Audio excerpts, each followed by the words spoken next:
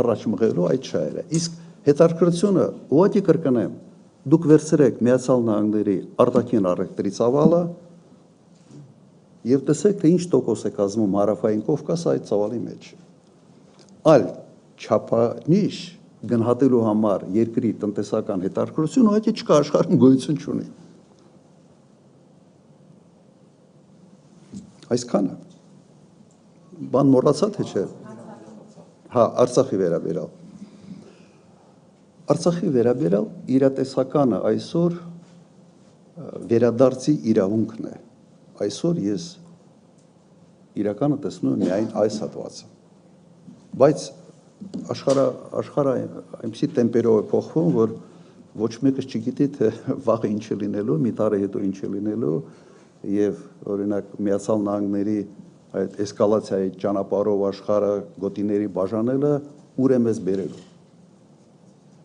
Այսօր մենք միայն կարող ենք ինչ-որ սցենարներ մշակել, սցենարների մասին մտածել, կարող է սցենարը լինի, որ այո, շատ բարենպաստ լինի մեզ համար,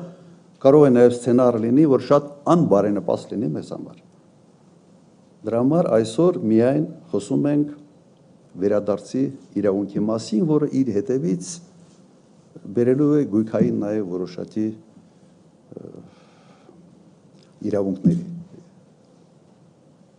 նյութական, այսպես ասենք, բայց սրանից ավել չեմ տեսնում։ Խնդրեմ Երկիր մեդիա հաջորդը Հայելի։ Բարև ձեզ, պարոն նախագահ, հարցս հետևյալն է։ Շատ է խոսվում ադրբեջանական բենզինի ներմուծումից, Ալիևն էլ վերջերս հայտարարեց, որ ապրանքաշրջանառությունը գնալով ավելի ակտիվանալու է, միմյանց տարածքով ավելի շատ ապրանքներ են այսպես ստանելու, բերելու։ Չլսեցի մի հատ։ Չի լսվում։ Հիմա լսվում է։ Հիմա մի քիչ բարձր ավելի։ Շատ է խոսվում ադրբեջանական բենզինի մասին ներմուծումից Հայաստան եւ Ալիևն էլ վերջերս հայտարարեց, որ գնալով ապրանքաշրջանառությունը ակտիվանալու է, միմյանց տարածքով այսպես ապրանքները ավելի ակտիվ են տանելու բերեն։ Արդյոք եթե դուք գաք իշխանության, այս գործընթացը կշարունակվի թե ոչ, եւ մյուս հարցը վերաբերում է վերջերս Նիկոլ Փաշինյանը հայտարարեց, որ էներգետիկ համակարգերը միանալու են Հայաստանի եւ Ադրբեջանի։ Սա ինչ է նշանակում, լավ է թե վատ է ձեզ։ Շնորհակալ եմ։ Ինձ մի հատ հուշեք, դուք այդ թվերը ավելի լավ եք հաստատ հիշում։ Եթե չեմ սխալվում, նույնիսկ ասվեց, որ դրա շնորհիվ բենզինի գինը էժանացավ, չէ՞։ Հա, 20%-ով։ Հիմա ինձ կարող եք հուշել ինչքան է ներմուծվել։ Իմ հիշողությամբ 1200 տոննա։ 1300 տոննա անցած տարի, տարվա վերջին, եւ հունվարի եւ բազար 800 տոննա բենզին, դիզելային վարել։ Չէ, բենզինի մասին եմ օրինակ։ Բենզինը 1200 տոննա է, ինչքան։ Հա, մի րոպե։ Օրինակ 1200 տոննա անցած տարի, անցած տարվա հասկանանք, թե ինչ է դա Հայաստանի համար, ինչ է նշանակում։ Հայաստանի պահանջարկը ինչքան, ասենց հիշելով եմ ասում, բայց մոտավորապես եղել է 250-ից 300 հազար տոննա բենզին։ Ես հիմա թվերը լավ չեմ տիրապետում, մի պատճառով հեղուկ գազ, էլեկտրոմոբիլներ մի քիչ այս բանը կարող է փոխած լինեն, բայց մոտավորապես 250-300 հազար։ Քանի տոկոսն է անում 1200-ը 300 հազարի մեջ։ Մի հատ ինձ ասեք, քանի տոկոս է անում։ Այդ տոկոսը կարող է գնային որևէ ազդեցություն ունենալ շուկայի վրա։ Զորո ազդեցություն։ Մի տոկոս էլ չի անում։ Մի տոկոսի ինչ որ չգիտեմ քանի բան։ Հիմա դրա համար խոսակցությունները, որ դա կարող է,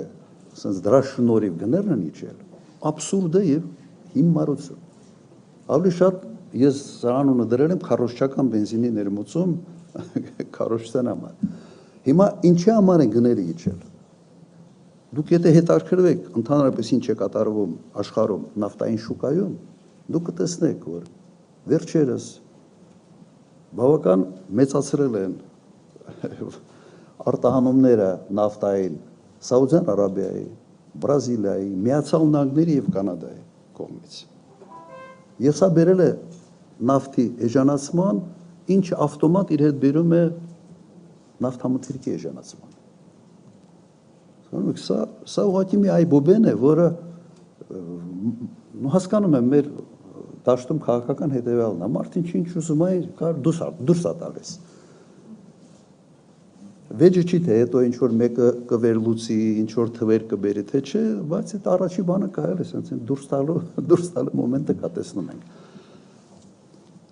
Եթե էժանացել է, ուրեմն էժանացել է այլ գործոնների հաշվին, որովհետև կրկնում եմ, ոչ մի ապրանքատեսակի մեջ, եթե դու ներմուծես, օրինակ 0.5%-ի չափով, 0.5%-ը երբեք չի կարող գնի վրա որևէ ազդեցություն ունենալ։ Հիմա մի հարցել կար տեղ, հա, էներգետիկները, էներգիայի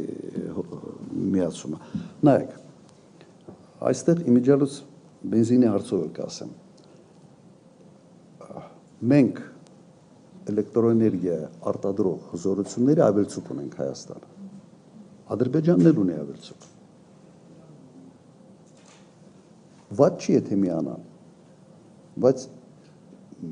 միանալը բացի նրա, որ մեծ համակարգ ավելի կայուն է աշխատում, ասենք հեքիաթները, որ մենք ենք հոսանք ծախելու, իրենք են մեզ հոսանք ծախելու, մենք այդ հոսանքի կարիք չունենք։ Մենք ունենք էական ավելցուկ էլեկտրոէներգիա արտադրության։ Ադրբեջանն էլ ունի ավելցուկ, ոչ այդ մասշտաբի ոնց որ մեր մոտ է, բայց ունի ավելցուկ։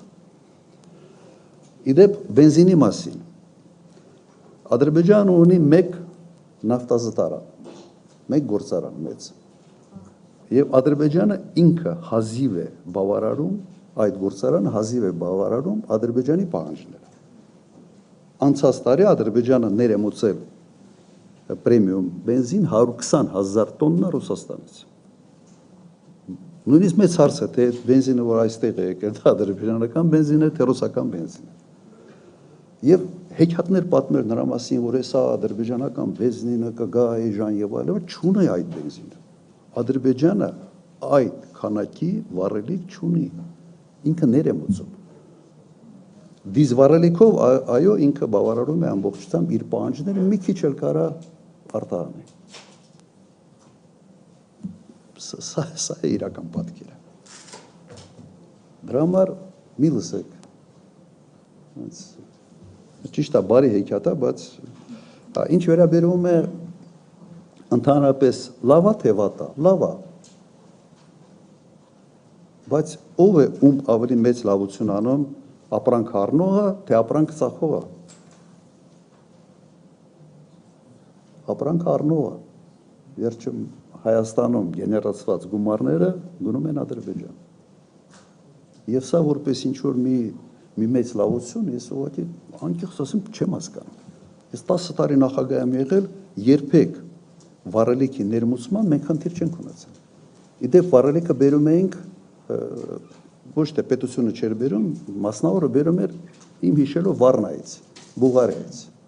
Ռուսական նավթը գնում էր Բուլղարիա, վերամշակվում էր այնտեղ եւ վառելիք Հայաստան գալիս էր Վառնայից։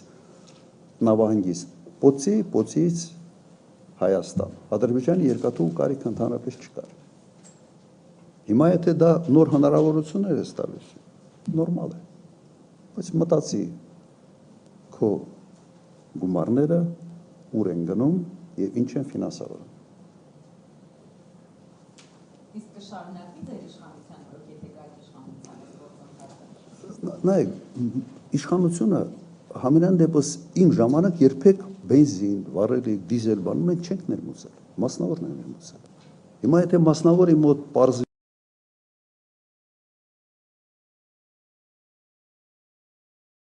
որ ավելի էժան է Ադրբեջանից բերել, հիմա պետք է մտածել, եթե խաղաղության պայմանագիրը ստորագրվի, եթե ամեն ինչ նորմալ լինի,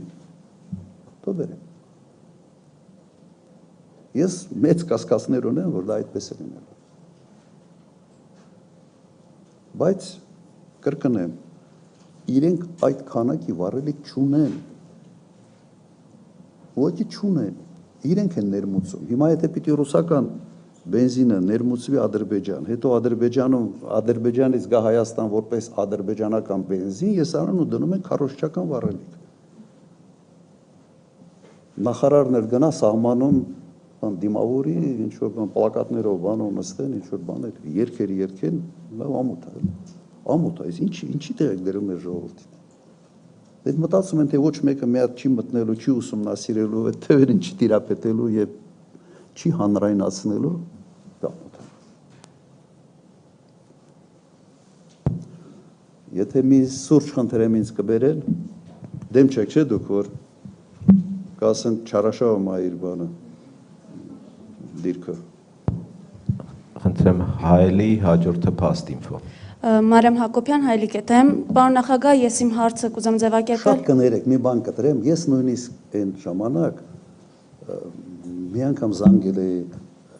Հեյդար Ալիևին եւ ասել եմ մեծ ծրագիր ենք անում լիսի հիմնադրամով ասֆալտ ենք։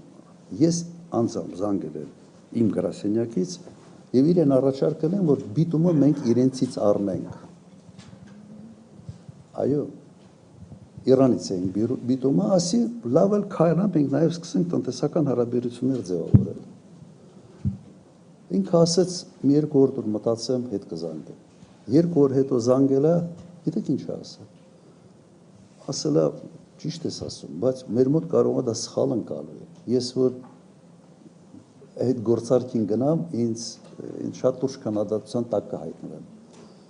Ես իրեն ասել եմ, ես ինձ ավելի շատ պետք է Հայաստանում քննադատել, որովհետև մենք ենք առնում, փողը մենք ենք տալիս ձեր ապրանքը բերում։ Ասում եմ, գիտես, մի քիչ տրամադրությունները այստեղ ուրիշ են։ Դուք հաղթած կողմ եք ու տրամադրությունները ուրիշ են։ Սա ուղղակի մեր խոսակցությունն էր։ Որ ուզում եմ հասկանաք նաև իմ վերաբերմունքը տնտեսական համագործակցության վերաբերյալ։ Եվ ուղղակի ճիշտ գնահատեք, թե ում հետ գործում եք, կոյտ ասած։ Հարցս հետևյալն է։ Ես սկզբում մեջ բերեմ Կոնստանտին Զատուլինի խոսքը,